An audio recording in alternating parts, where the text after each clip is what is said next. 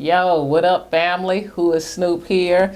Just want to talk to you guys during this trying time, man. As you guys know, we are in the midst of the coronavirus. It's March 30th, 2020. It's actually my birthday week. Aries season still in full effect, y'all. We ain't playing with y'all out here. Queen of the Zodiac. My birthday is actually this Friday. Still gonna turn up in my own little way, I guess, by myself. I guess I'll have to have one of these little virtual parties or something like that. It's really crazy. I think this is just such a humbling time that everybody is seeing just how different life can be. I mean, life has truly changed for us overnight. If you've been keeping up and if you were somebody who watched the news prior to all of these things happening, then you're aware that this coronavirus kind of started around November of last year. So it started around November of 2019, where the very first case was realized in China. And so initially, our president, oh hell, Mr. Donald Trump, he had, basically put it in everyone's head that this was going to be a foreign, a Chinese virus. One that we really would not have to worry about. And we have seen that that is totally not the case. It's so ironic because one of my staff members, she actually had went for her birthday early January. She went to various different parts of Asia and China as a birthday gift to herself. And so, she was traveling. And right before she left, she felt like she had the flu.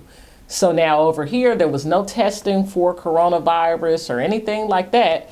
And so she felt like she had the flu. She was super sick to the point that, we were all very concerned about her and checking on her and different things of that nature as she was in Asia. And it was just like, I was like, oh my God, I feel so sorry for her. She's going to be out of town for 3 weeks. And you could tell, I mean, this girl looked like she was almost on her deathbed to the point that she actually had to go to a hospital in Asia. And a lot of times we look at like having to go to hospitals and doctors in foreign countries as something negative, but we're seeing that a lot of their healthcare systems are actually more advanced than ours here in the States.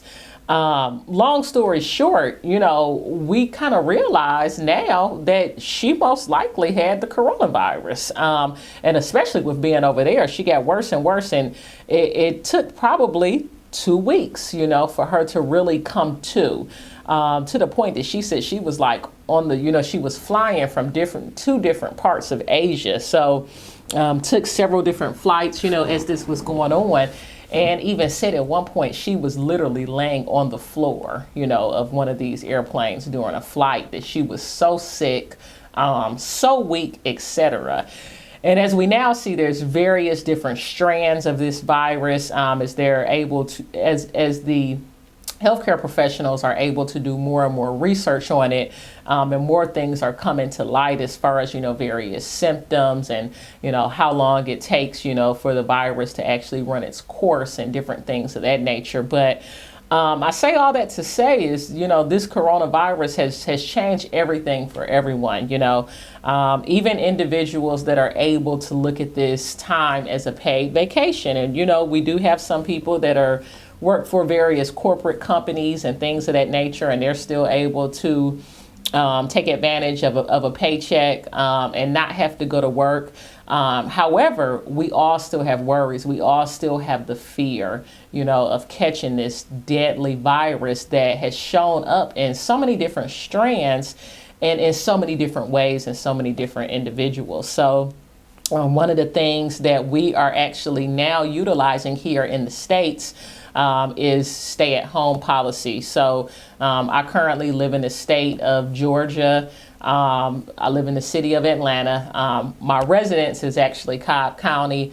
Most of my businesses are in Fulton County. I have one business that's actually in Clayton County. And so it's kind of sometimes confusing because every county has, different rules and regulations and things that they're doing to combat the virus. And I think that's one of the things that we've been scrutinized for, you know, here in the States is, you know, how we are reacting to it, because every state, every city, every county is actually doing its own thing. You know, you look at Italy and China, Italy that was hit, you know, just as hard as China was, you know, with the virus. I actually think that Italy had more deaths than China did from what I had looked at earlier. And both of these countries went on just an extreme lockdown, you know, to the point that they had National Guards and things of that nature, you know, out in the streets, making sure that people did not leave their residences, not even to work, you know, no one was even, you know, able to work. And now China is kind of getting back to, you know, I can't even say a normal society, because a friend of mine, shout out to Alex, Good Energy Trucking. But he had a friend of his from China on his Instagram live yesterday, and she was just talking about some of the things that they did to combat the virus. And she was also showing us what it's like to live in China now, because things have not 100% gone back to normal. She was at a dentist appointment and they were checking everyone's temperature to make sure no one had a spiked fever. So the question I think kind of remains for us is, what is normal society really going to look like after this? You know, will things ever be the same? And even if they're different, is that necessarily a bad thing?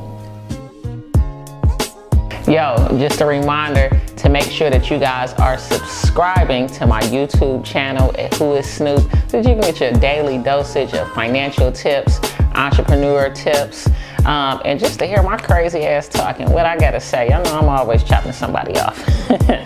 So subscribe, like, and comment on my YouTube channel at Who is Snoop.